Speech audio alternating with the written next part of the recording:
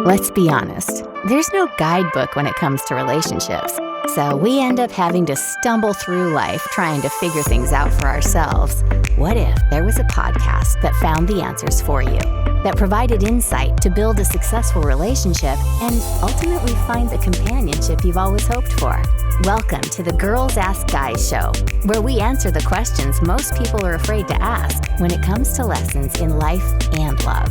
It's time to master this thing called life together with your hosts, John and Ashley. And welcome back to the Girls Ask Guys show, where we are your guide for dating, love, life, relationships, the world. There's some storms coming in, so we'll go ahead and classify the rain as for that. By the way, guys, I'm almost in the eye of the storm at this moment. So, yay! It's almost 4-month break time. Yeah. No, I'm just kidding. Yeah, you can give your hurricane update. Yeah. John, I'm blowing in the wind right now. I'm on my way. I think I see your house. That'll be my hurricane update. Yeah. But this week, actually, we have a guest, which we haven't had in a while. And it's very exciting because we have another dating coach. And you guys know we usually lay into dating coaches. But this coach is actually really good. We found ourselves to be a compatible match with a coach we actually agree with. He actually is very niche, and he only works with very high successful women. And his name is Anwar White. So if you want to take a look at it, you want to see what he's about, just go to getyourguycoaching.com. Wherever you find us at, you're going to find him. So you can take a look at Spotify, Amazon, and all those places. So wherever you're listening to us, all you have to do is tap over and you'll be able to find him. It's Get Your Guy Coaching Podcast is the name of his episodes. Yeah, and the beauty is we were able to go back and forth and talk about the differences, and we were able to really express he's very pro dating app. We're very much not that. And it was a good conversation because nobody argued, nobody did anything like that. We just kind of sort of met in the middle and realized, go for it. We do things one way and he does things a different way.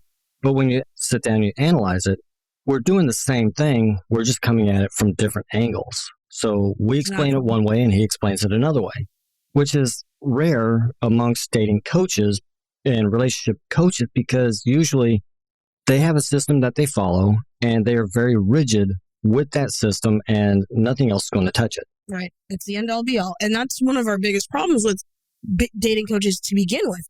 It's the end all be all. If you're not following their method, then obviously that's why you're single. But the truth is some people's methods don't work. Like the way I approach dating is not even completely the same as the way John approaches dating. Exactly. And that's what makes our show so unique and interesting because I look at things one way and Ashley looks at them another way. But when you get to the core, it's really the same thing. It's just we're coming at it from two different points of view, two different angles. And I explain things one way. Ashley explains them another way. Anwar explains it a third way. Right. And what it really comes down to is everybody's different, and I think that's the beauty of having multiple dating coaches. Even if, let's say, somebody's a traditionalist, somebody is a minimalist, or I don't even think that's the same realm. But you know what I mean? If somebody's traditional, somebody's non-traditional, the beauty is if you're non-traditional, you can go to that person. That doesn't make the traditionalist wrong. It doesn't make the non. Everybody's different. So you have this variety. And when we bring you a new dating coach, we're not saying, hey, we endorse this guy because he thinks exactly like us. We say, we see the differences. And this is where you need to go to him because we might not be able to help you. We are not dating app people. And I've used dating apps. I've explored dating apps. And they just really don't work for me for two reasons. One, the people in my area, there's just not enough people on the app. Like where I'm from, the vast majority of the matches and everything else I get, doesn't matter what dating app I use, are either from New Orleans, which is 3.5 hours away, or Houston, which is 3.5 hours away. Jesus. And I might get 2 or 3 that actually live within 9 miles where I'm at, compared to the thousands that I'm getting from 3.5 hours east and 3.5 hours west. Right.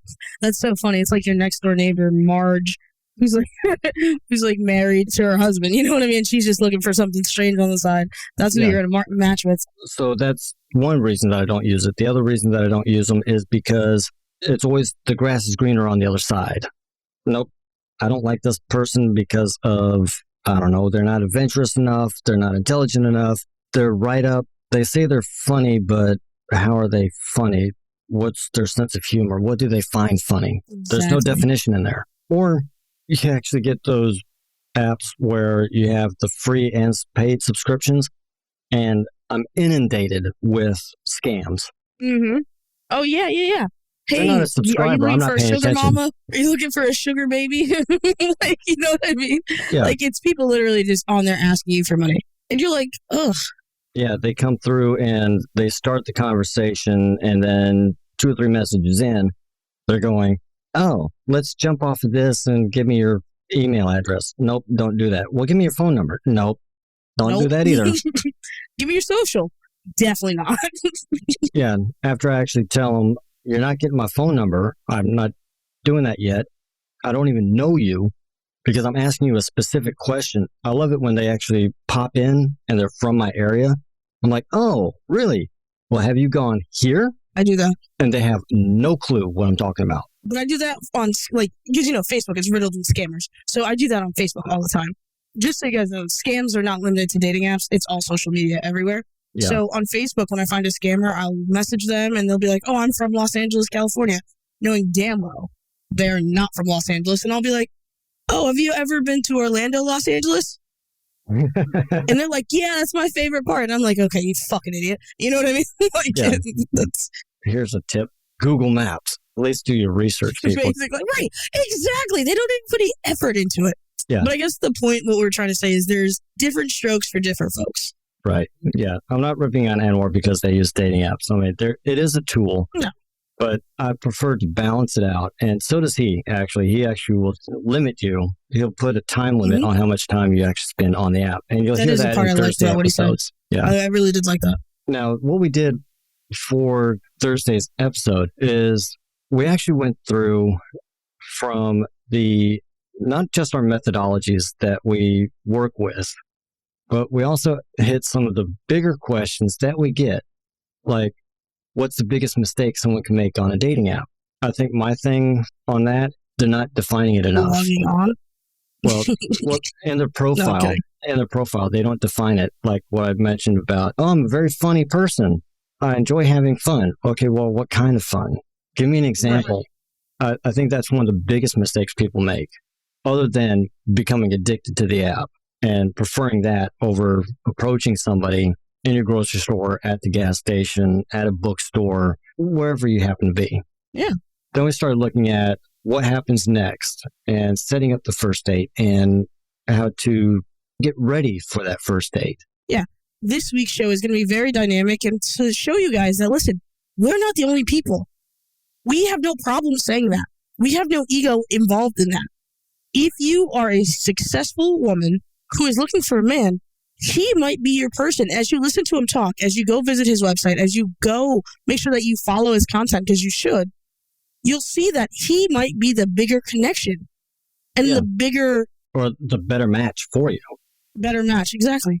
Now, one thing we didn't actually get into in the episode that we probably should mention here is that we can work worldwide with our elite coaching program. I didn't ask him where he actually coaches. I know he's around the Los Angeles area. I'm not sure if he actually expands out further than that or not. I'll see if I can't get a hold of him again and ask him that question. Yeah. But definitely, if you're in the California area, Anwar might be a very good alternative if what we coach and what we say doesn't exactly work for you all the way through. Exactly. And that's what we want you to keep in mind as you go into this show. But I think we're almost out of time, am I right? Yeah, we are almost out of time. So listen to Thursday's episode because Anwar, he does have some very good tips, and he's specifically talking to those very successful women who are single and looking for somebody. And as always, guys, don't forget to like, rate, share, subscribe. Tell your mom, tell your friend, tell everybody you know about this show. And if you tell somebody you know, make sure you write us in on our new website, iknowcupid.com, and you say, hey, I told somebody about this show and they loved it. And then you encourage them to do ratings. And next thing you know, we are all over the world and we are coming to your city to do a weird conference that's going to be $100,000 a person. I kid. Yes. Yeah, we're not doing $100,000. Oh my gosh. Yeah. Could you imagine? We wouldn't even show up. Like, honestly, if we made that kind of money, we'd probably be like, we'll do it on Zoom. I'm too famous. I can't trouble to pack my bags again. John and Ashley on tour via Zoom. I'm too cheap to hire a butler to actually pack my bags for me. Literally $100,000 shows. 30,000 people show up. John would still pack his own luggage. I just feel strange telling somebody else to do Not something. me. I'm a cleaning lady, and I'm broke as hell. So check out the new website, iknowcupid.com. Now, if you get there and not every episode is loaded up yet, we're working on it. It's going to be coming to you. We've got transcripts that are going to be added in. And if you look over on the right-hand side of the screen, if you're not on a tablet or a phone, you'll see almost every single place that we are at. So you can click on that, follow us, or subscribe, whichever terminology that site is using. They're getting rid of the subscription thing, and they're now saying follow, because they still think subscription comes with a price. It's free, people. Free. Subscribe. It costs nothing to listen to the show. Yes. So with that, we will talk to you on Thursday. That's all for this episode of the Girls Ask Guys show, where all of us learn to master this thing called life together. For more answers to your questions on life and love, be sure to subscribe to the show so you don't miss a single episode. And head to girlsaskguyshow.com to submit your questions for a future episode or apply to be a guest on the show. Good luck out there, and we'll catch you next time, right here on the Girls Ask Guys show.